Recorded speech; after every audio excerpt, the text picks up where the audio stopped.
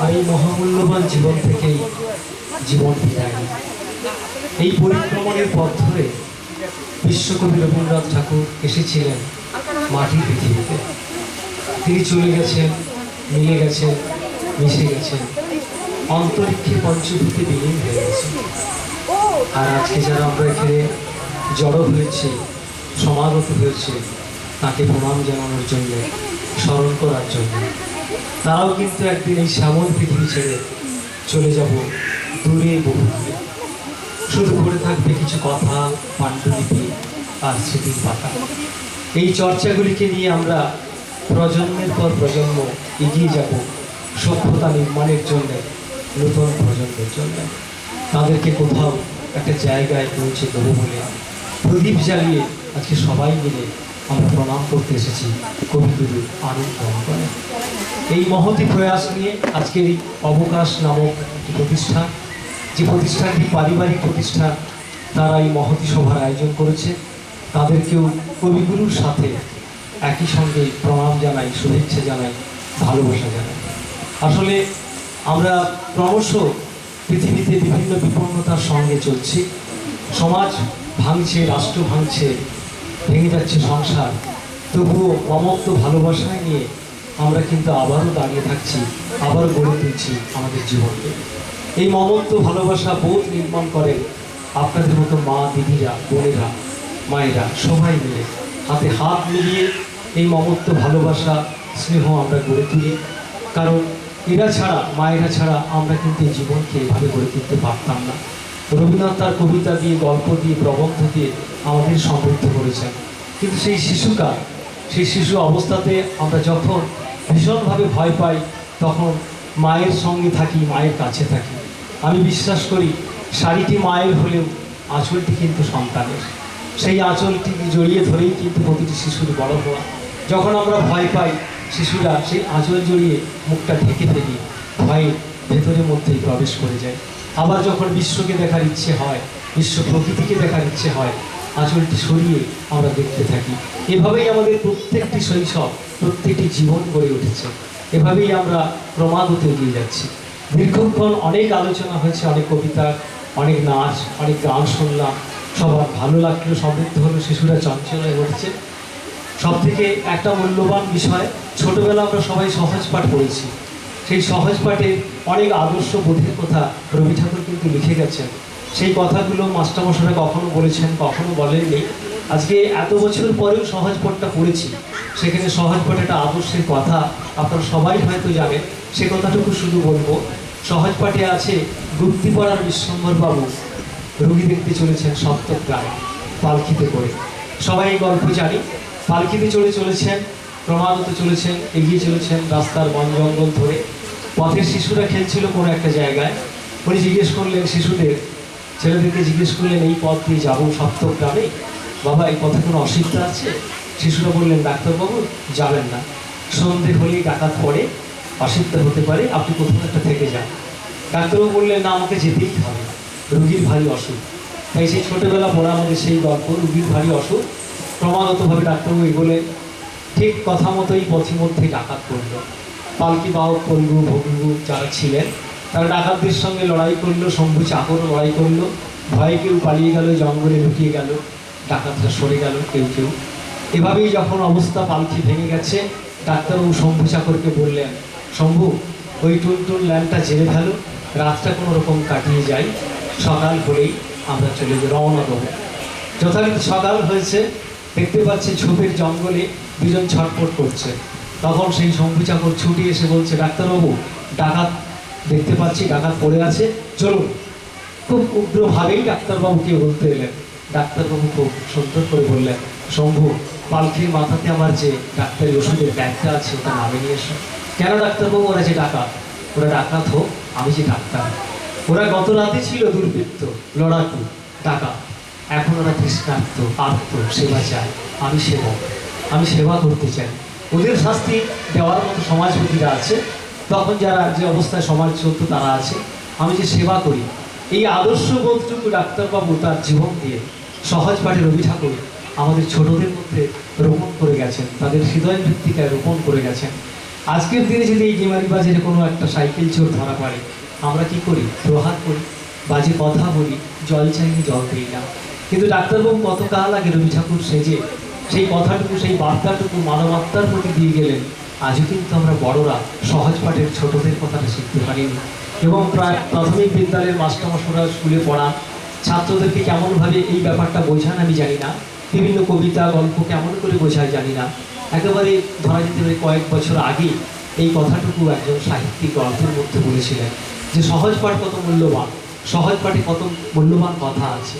ছোটদের একটি প্রশ্ন কবিতা আছে, সেই কবিতার মাঝের একটি লাইন আছে, যাহারা তোমায় বিষাইছে বায়ু নিভাইছে তব আলো, তুমি কি তাদের ক্ষমা করিয়াছ, তুমি কি বেসেছ ভালো।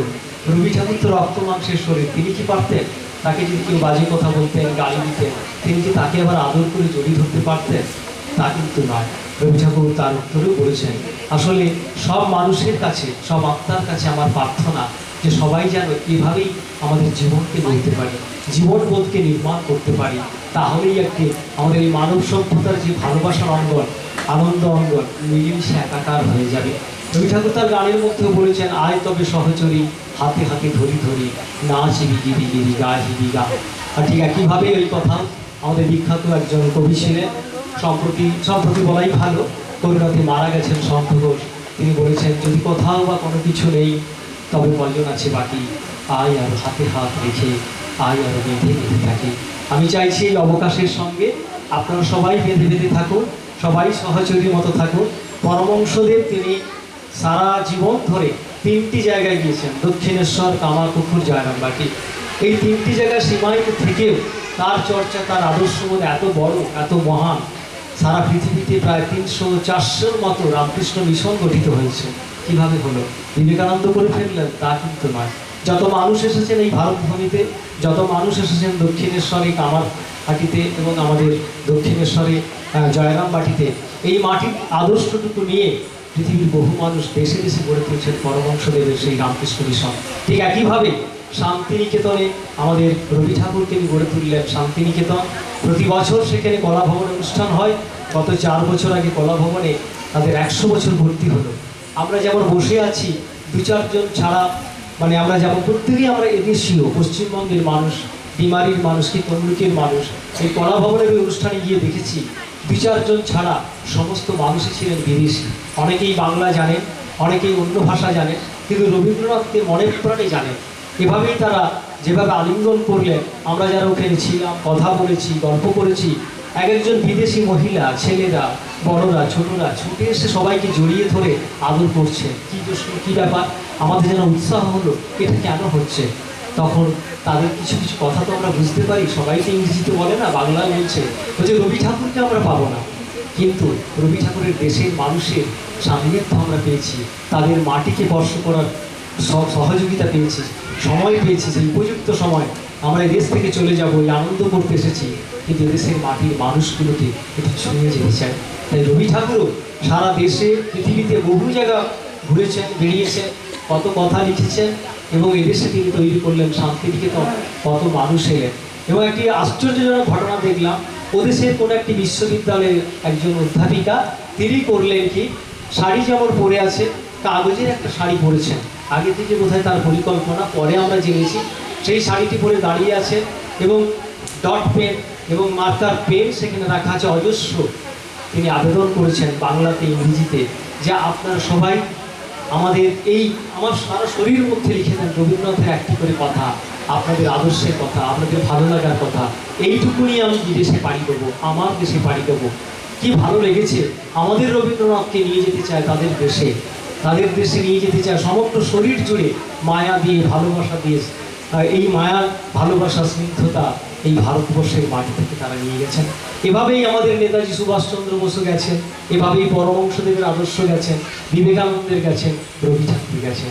আর আপনারা যারা পারফরমেন্স করলেন, দাদার গান, সবার গান শুনলাম, কি মোহিত হয়ে শুনছি। এই স্নিগ্ধ গাছের তলায় একটার পর একটা গান, প্রায় 7-8খানা গান গাইলেন, সবার শেষে, দিনের শেষে গানটি গাইলেন। আর এই দাদা বলি বা স্যার বলি, ওনার একটি কণ্ঠস্বর শেষের দিকে। আমরা 2001 সালে দিল্লিতে গিয়েছিলাম, সৌমিত্র চট্টোপাধ্যায়, ব্রততী বন্দ্যোপাধ্যায় এবং শুভ দাশগুপ্ত, তিনি কতগুলো কথা বলেছিলেন, ওনার লিপটা আমি তখন থেকে তাকিয়েছিলাম, ঠিক সেভাবেই ভাঙা ভাঙা গলাতে কথাগুলো বলছেন এবং শেষেও গানটা গাইলেন। কি ভালো লাগলো, মন্ত্রমুগ্ধের মতো আজকের এই অঙ্গন, আজকের এই অঙ্গন, গাছের তলায় চারিদিকে বাড়ি, আপনাদের সবাদের মুখ, এই পরিস্মিত মন নিয়ে যে যেভাবে আমরা আজকে এখানে উপস্থাপিত হচ্ছে, আরও ছেলেদের কথা শুনবো। এই শৈশব, এই আমাদের যা দেখে মনে হয় শ্যামলী নদী, এই যেন পাঁচ মুঠো পাহাড়ের তলা, অমর দুইয়ালা, সবাইকে আমি দেখতে পাচ্ছি, কোথাও দেখতে পাচ্ছি রক্তকরবীর সেই নন্দিনীকে দেখতে পাচ্ছি, এভাবে সমস্ত কিছুতেই যেন আমরা দেখতে পাচ্ছি। তাই অবকাশ থাকুক, অবকাশের হাতে হাত রাখি, আর একই সঙ্গে বলা যে যেখানেই আছি প্রতি বছর যেন রবীন্দ্রনাথের গলায় বাড়িতে মালাটা দিতে পারি। চেষ্টা করুন প্রত্যেকেই বাড়িতে যেন রবীন্দ্র জয়ন্তীটা করি। এই প্রস্তাব কিছুক্ষণ আগে দিয়ে গেছে যে এটা না করতে পারলে আমাদের বঙ্গ জীবন, বঙ্গ সংস্কৃতি কোথাও যেন হারাতে বসেছে বলে কেউ মনে করছে। আমি মনে করি কোনোদিনই হারাবে না। যে উপনিষদের গাছতলাতে দাঁড়িয়ে রবি ঠাকুর তিনি বড় হয়েছেন, যে দান করে গেছেন সাহিত্য সংস্কৃতি, যা কিছু কবিতা দিয়ে, নাটক দিয়ে, অতএব সে কোনোদিন হারিয়ে যাওয়ার নয়।